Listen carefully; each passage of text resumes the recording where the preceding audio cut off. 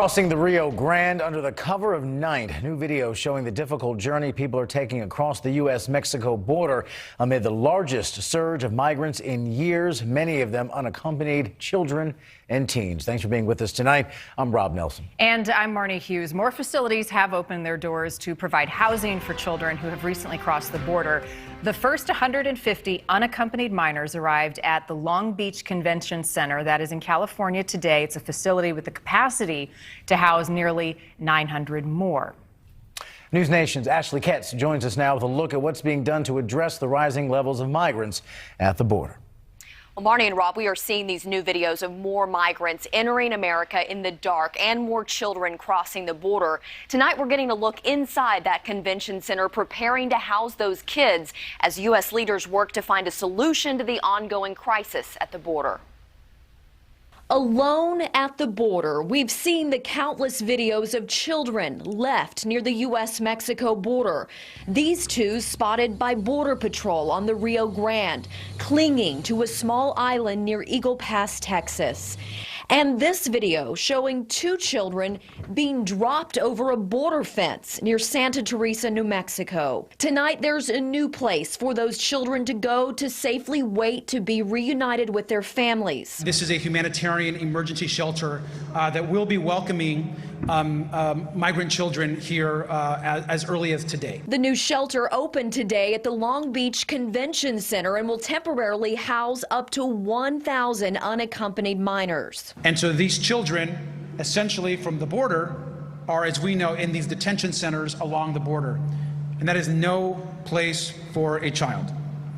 And so these humanitarian shelters are opening up here in California and across the country to bring children into a more humane setting. The most recent data combined from Customs and Border Patrol and the Department of Health and Human Services shows there are currently more than 23,000 children in U.S. custody. And while Long Beach opens its doors to those children, in Washington, D.C. today, new bipartisan legislation to address the influx of migrants at the border.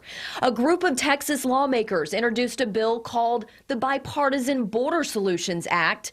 It would add 4 processing facilities at the most high traffic areas all along the border and provide funding to hire workers. Lawmakers also want to hire more immigration judges and asylum officers to help process claims faster and increase efforts to deter people without legitimate asylum claims from making the trip to the border in the first place. Right now, there are no consequences to illegally coming to our border and entering our country because they've simply overwhelmed our capacity to deal with it. The bottom line is we're trying something. And I think the concepts that we have is well thought of. We got some concepts that are common sense, and we want to give it a try. The 3 Texas lawmakers backing the bill say they are open to other suggestions, but the most important thing is getting something on the table to start negotiating. We address acute and the root causes of migration. Elsewhere in D.C. today, Vice President Kamala Harris hosted a discussion with experts about the countries making up the Northern Triangle, Guatemala, El Salvador, and Honduras, to talk about resolving the crisis. To be effective in that region, among the work that we can do together, we have to give people a sense of hope. A sense of hope that help is on the way. A sense of hope that if they stay, things will get better. And Vice President Harris announced she's planning a trip to the Northern Triangle later this year, her first one, with stops in Mexico and Guatemala in June.